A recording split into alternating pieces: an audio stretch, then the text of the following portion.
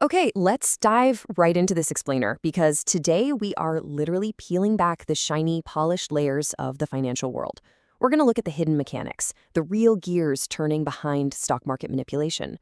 We'll be exploring the adverse effects this system can have on individual people and society at large.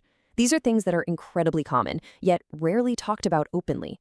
If you currently invest or are even just thinking about it, this is going to force you to look at the market from a completely fresh perspective. You know the sound. We hear this enthusiastic hype on the news constantly, don't we? The financial channels are always painting this picture of a booming, flawless machine that literally only goes up. They celebrate every single new all-time high, making it seem like endless prosperity is just a quick stock purchase away. But then, you look out your window, and you might ask yourself this kind of jarring question.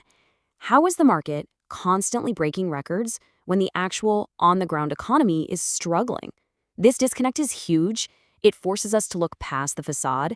It tells us that this money is incredibly fickle, and we really have to ask ourselves, who actually benefits when the system operates this way? So why do stock markets even exist in the first place? Well, conceptually, they're just there to fund innovation. Large companies need huge amounts of money for big projects, way more than any single person has. So they pool individual investments. In exchange, everyday people get a share of the ownership. That means they share in the future profits, sure, but they also share in the risk if the company takes a hit. That is the basic, fundamental purpose of the whole shebang. Layer 1, the insiders. Suppose you're an investor looking for the highest return on your money. You've got hundreds of companies to choose from, and you are essentially placing a bet. But what happens when the game isn't fair for everyone playing? Imagine I know a secret. I know for a fact that Company X is about to get massive funding, and their stock is absolutely guaranteed to skyrocket. If I give this secret only to you, well, your gamble isn't really a gamble anymore, is it? That is the game of insider trading. If an employee or an accountant secretly leaks price-sensitive information, and you use that tip to invest before the public finds out, that is a crime. Now, the gray area here is absolutely fascinating. Say a journalist legally digs into hidden corporate data just to publish a news story. That's completely legal. It's their job. But if that same journalist uses that hidden data to secretly buy stock and make a personal profit before the story drops, that crosses the line into insider trading. And the terrifying part, it is incredibly hard to prove. Merely overhearing information from strangers on a bus isn't illegal. Who is tracking if your friend secretly gave you a tip? Because of these massive loopholes, this kind of manipulation is shockingly common worldwide. To see this on a massive scale, let's look at the alleged Goldman Sachs aluminum scheme. This brilliantly illustrates how giant entities can exploit the system. They controlled a warehouse holding a quarter of the annual North American demand for aluminum. But they restricted distribution, only releasing a minimum of 3,000 tons a day, regardless of how high demand got. By intentionally choking the supply, they artificially inflated the price of aluminum everywhere. Then, they invested in aluminum futures, profiting enormously because they basically controlled and predicted the future price jump. Layer 2, the power of the herd. We've talked about the insiders and the giants, but what about us? As everyday investors, we often ignore the negative consequences of our own decisions because we're blinded entirely by profit. When we go to the market, most of us only ask, which company gives me the highest return?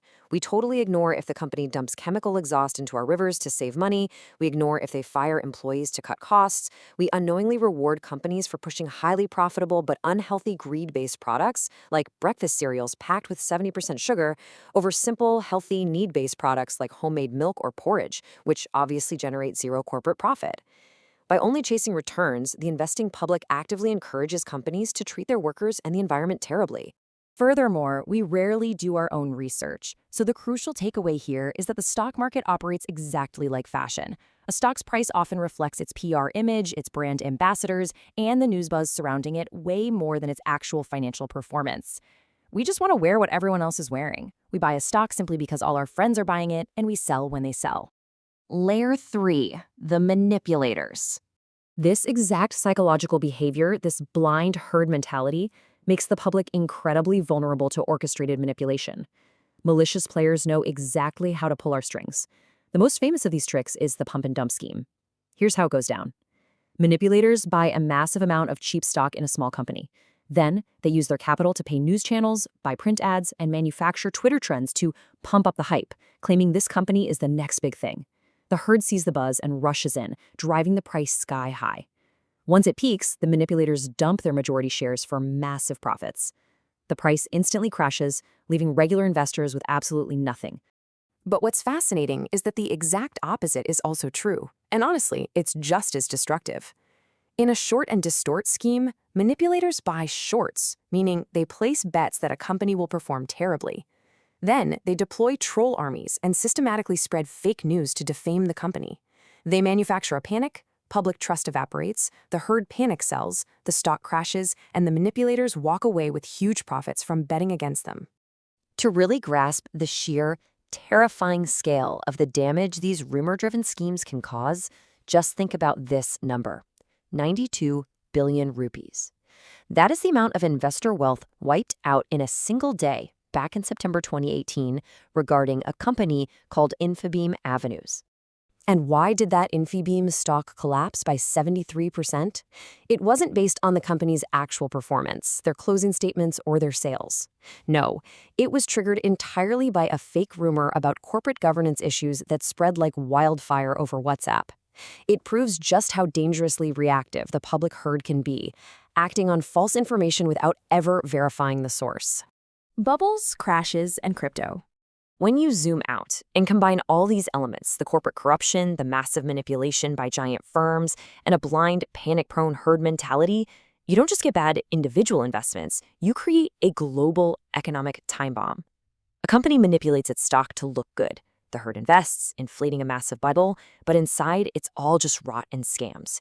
When the truth finally comes out, the bubble bursts. The biggest example, of course, was the 2008 economic crisis triggered by the US housing bubble.